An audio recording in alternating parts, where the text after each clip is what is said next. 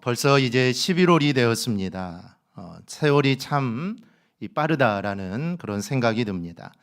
이제 올해도 2달여밖에 남지 않았는데 남은 2달도 올 한해 계획했던 일들이 모두 다 이루어지기를 기원합니다. 해마다 11월이 되면 다음 해의 목회의 방향과 또 교육 목표를 세우기 위해 고민하게 됩니다. 그래서 요즘 기독교 계통의 신문들을 보면 신년 목회 세미나라는 광고 문구가 자주 눈에 들어옵니다. 이 목회자는 한 해를 마무리할 때 이쯤이 되면은 다음 한 해는 어떻게 목회를 할 것인가 또 생각하고 고민을 합니다. 그래서 설교는 어떤 방향으로 할 것인가, 또 전도는 어떻게 할 것인가, 또 어떤 프로그램을 할까, 또 성경은 어떻게 또 통독할까, 이 다양한 고민들을 합니다. 그리고 목회를 하는 데 있어서 목회자의 은사에 따라 어떤 분은 성경 공부와 제자 훈련 중심의 목회를 하는 분들도 있고, 또 어떤 분들은 말씀 중심 또는 또 신방 위주의 목회를 하시는 분도 있습니다. 물론 딱히 어떻게 딱 구분된 건 아니지만 목회자의 달란트에 따라 어느 한 부분을 강조하게 됩니다. 그래서 목회자는 자신의 장점을 잘 살려서 자신이 잘하는 방향으로 이 목회를 하게 됩니다. 이것은 목회자만이 아닙니다. 교회에서 봉사하는 모든 분들도 이 원리에 따라 일해야 합니다. 자신이 잘하는 것을 찾아서 이 봉사를 해야 합니다. 당연히 내가 잘하는 것을 찾아 봉사를 하겠지만 때로는 성도들이나 또 목회자의 권유와 요청으로 또 어쩔 수 없이 하는 경우들도 많습니다. 그러다 보면 시간이 지나면서 맡은 일에 열정이 사라지고 또 어쩔 수 없이 하다 보니까 일들이 형식적이 되고 그 일에 소홀히 하게 됩니다. 이러면 오히려 하나님께 책망을 받을 수가 있습니다. 그러니 자신이 잘하는 것을 찾아서 해야 합니다. 그리고 내가 좋아하는 것들을 찾아서 봉사해야 합니다. 그렇지 않으면 처음에는 열심히 하더라도 시간이 지나면 지루해지고 이게 형식적으로 대하게 됩니다. 이 교회를 섬기는 일에 각자의 은사에 따라 다양한 방식으로 할 수 있는데 오늘 본문은 그 다양한 방식의 공통적이고 그리고 가장 기본적인 말씀을 강조합니다. 첫째는 자녀들에 대한 신앙의 방향입니다. 12절을 보면 자녀들아 내가 너희에게 쓰는 것은 너희 죄가 그의 이름으로 말미암아 사함을 받았음이요 라고 합니다. 여기서 자녀들이란 일단은 연령상으로 어린아이를 생각할 수 있습니다.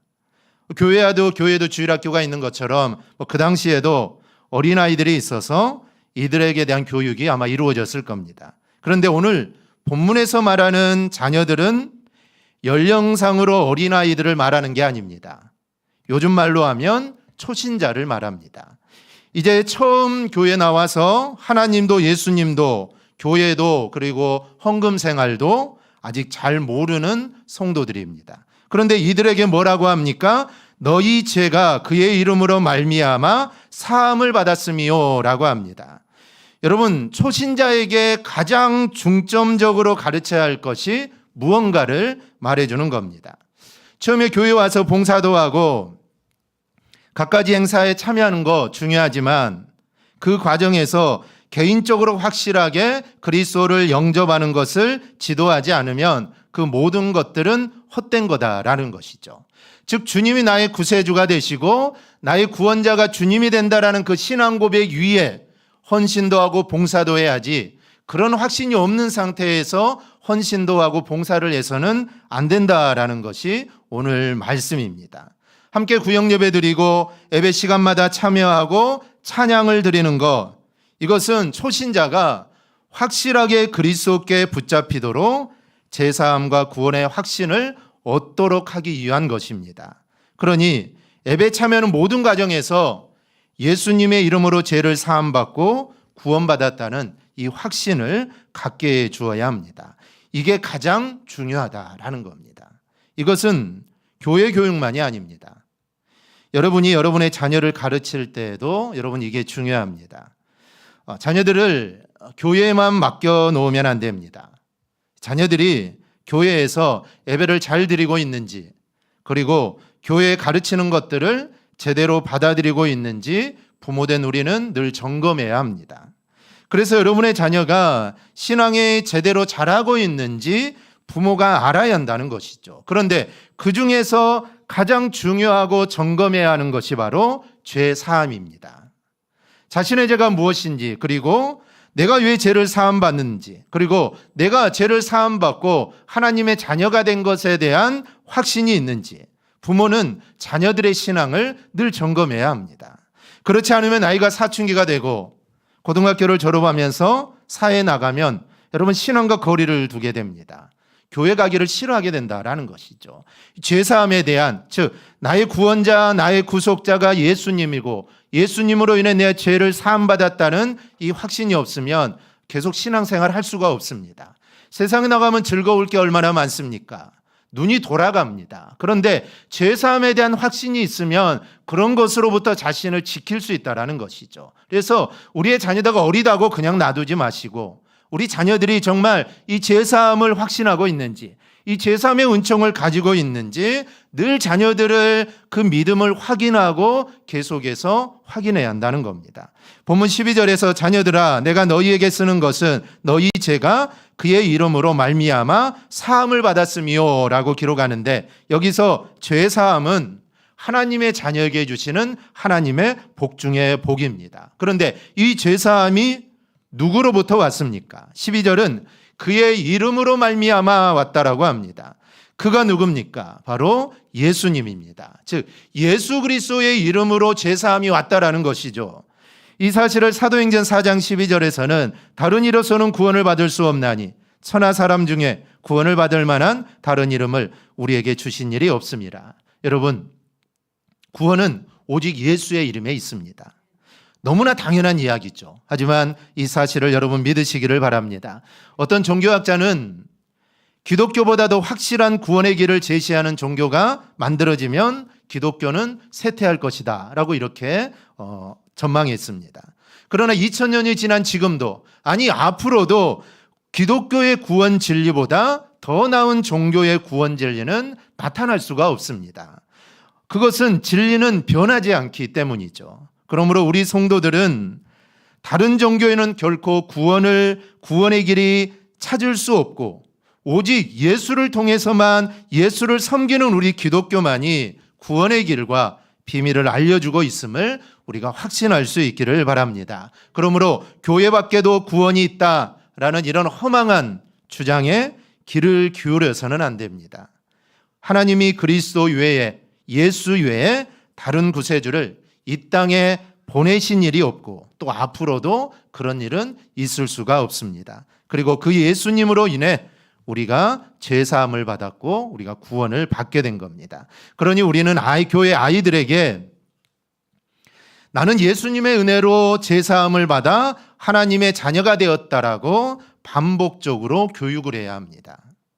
부모님들도 자녀들에게 이 사실을 확인하고 자녀가 스스로 이것을 고백할 수 있도록 가르쳐야 합니다. 둘째는 아비들에 대한 교육 방향입니다. 13절에 보면 아비들아 내가 너희에게 쓰는 것은 너희가 태초부터 계신 일을 알았음이요 라고 합니다. 여기서 아비들이라는 것은 신앙에서 성숙한 성도들을 말합니다. 즉 새신자들의 영적인 아비가 될 수 있는 사람들을 가리킵니다. 또는 각 기관의 기관장이나 교사나 구역장이나 또 리더들을 말합니다. 그런데 이런 리더들은, 즉 영적인 아비들의 특징은 태초부터 계신 일을 알았다라는 겁니다. 교회에서 새신자나 또 주일학교 학생들이나 이 구역원들에게 신앙교육을 하고 또 그들의 신앙을 이끌어가려면 기본적인 성경 지식이 있어야 합니다. 그런데 그 성경 지식 중에 첫째가 하나님을 아는 것인데, 오늘 본문은 영적인 아비들이 태초에 계신 일을 알았음이라고 말을 합니다. 여기서 태초에 계신 일을 알았다는 것은 일반적으로 예수 그리스도를 가리킵니다. 선재하신 그리스도, 말씀으로 천지를 창조하신 그리스도를 의미합니다. 요한은 태초부터 계신 선재하신 그리스도를 언급함으로써 당시에 팽배해 있던 이단 교리를 공격하는 겁니다. 당시 이단들은 로고스, 즉 나사렛 예수로 성육신하신 그 하나님을 부인했습니다. 즉 하나님이 육신을 입고 이 땅에 오셨다라는 것을 그 당시 이단들은 부인했던 것이죠. 그래서 요한은 이런 거짓 교리가 흔하던 시대에 태초부터 계신 분이 바로 예수 그리스도라는 것을 강조하고 가르쳤던 겁니다. 이거는 지금도 마찬가지입니다. 성도가 성도답게 서는 것은 태초부터 계신 분을 여러분 알아야 합니다.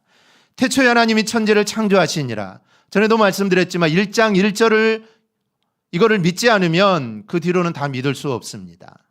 그런데 어떤 사람은 태초에 하나님이 천지를 창조하시나 이 한마디로 1장 1절을 읽고 예수 믿은 사람이 있습니다. 지금까지 이 땅이 어떻게 생겨나고 이 땅이 어떻게 되는지 몰랐는데 성경을 펴서 1장 1절을 읽으니까 하나님이 이 세상을 창조했다는 겁니다.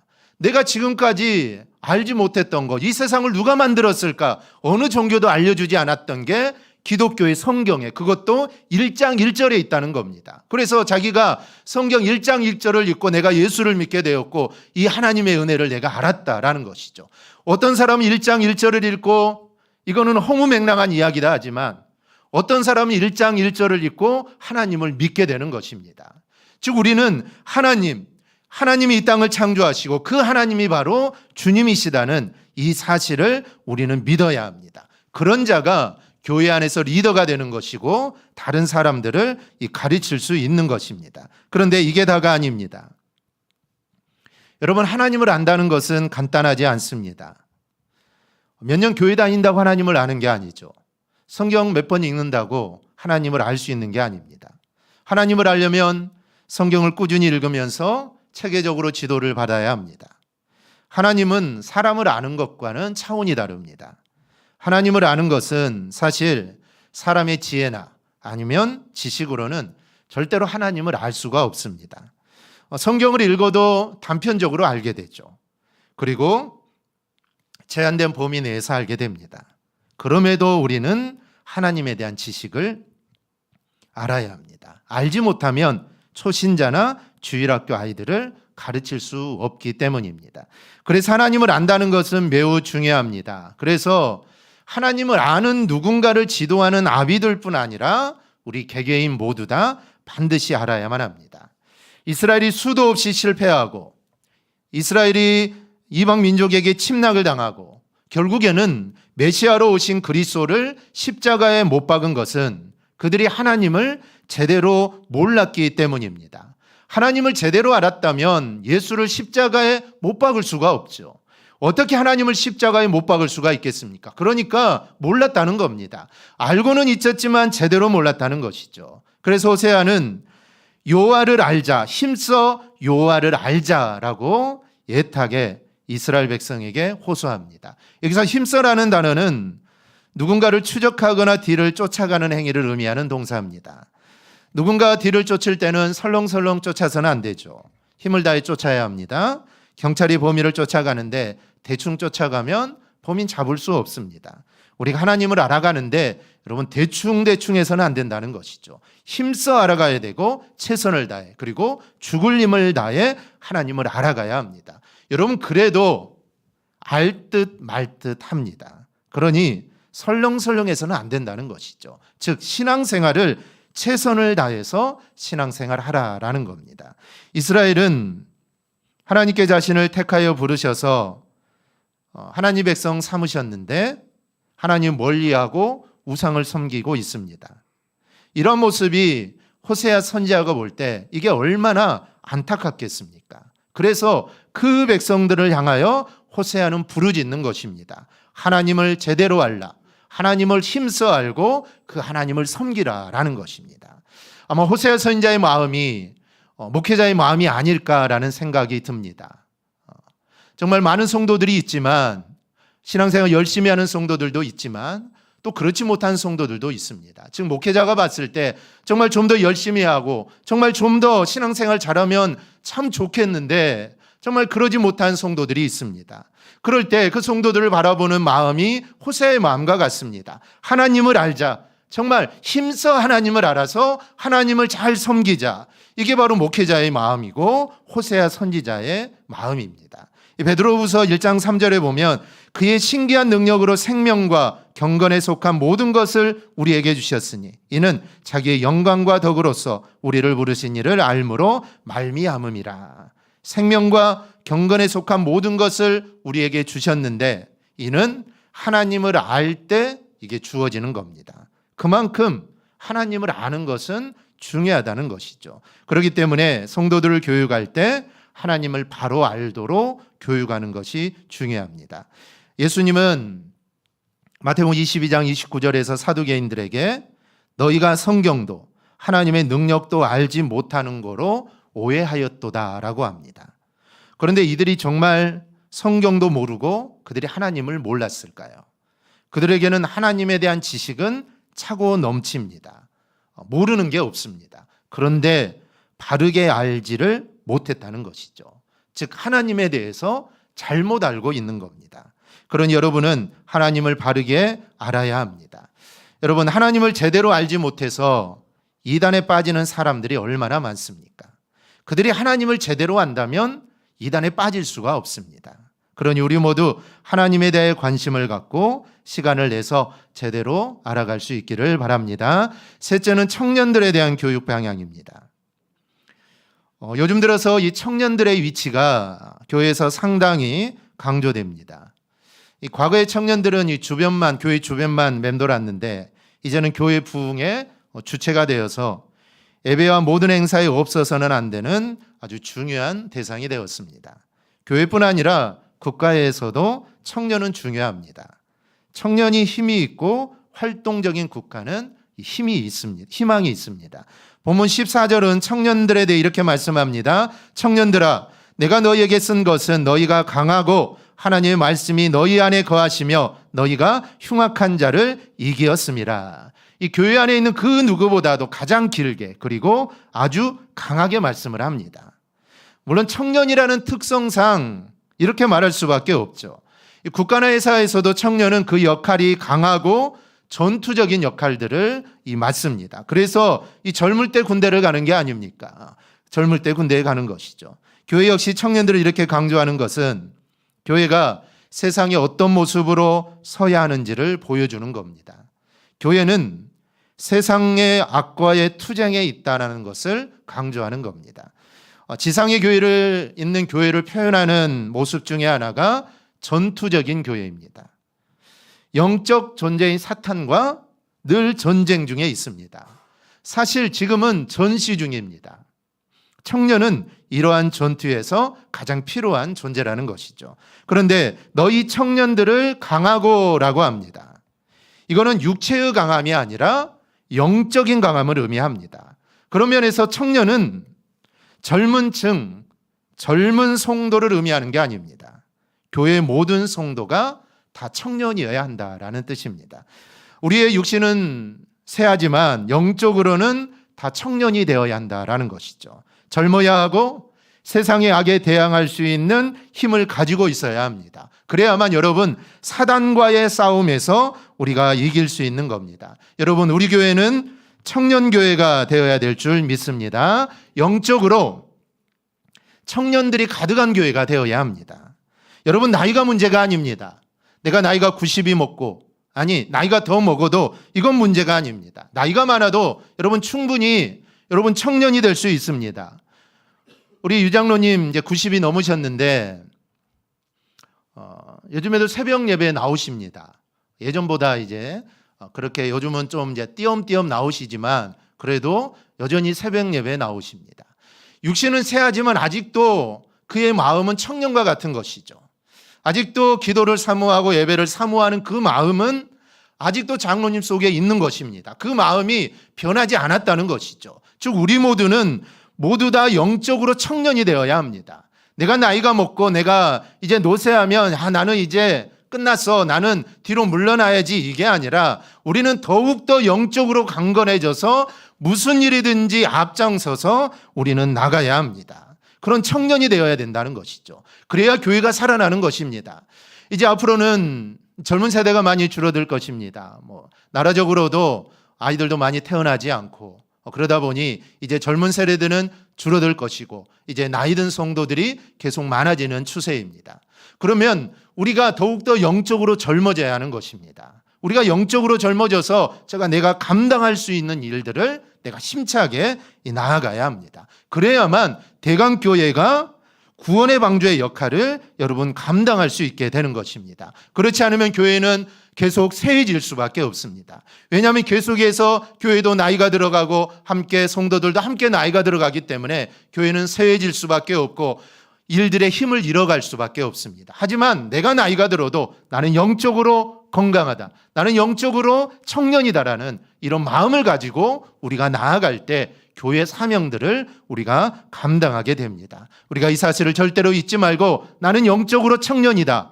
여러분, 하나님이 나를 부르실 그때까지 우리가 나는 영적으로 나는 청년이다라는 이런 마음을 가지고 정말 교회 부흥을 위해 하나님의 교회 사역을 위해 나아가는 우리 모두가 되기를 주님의 이름으로 축원합니다. 아멘. 우리 교회 찬양, 교회라는 제목의 찬양입니다. 우리 함께 드리고 기도하겠습니다.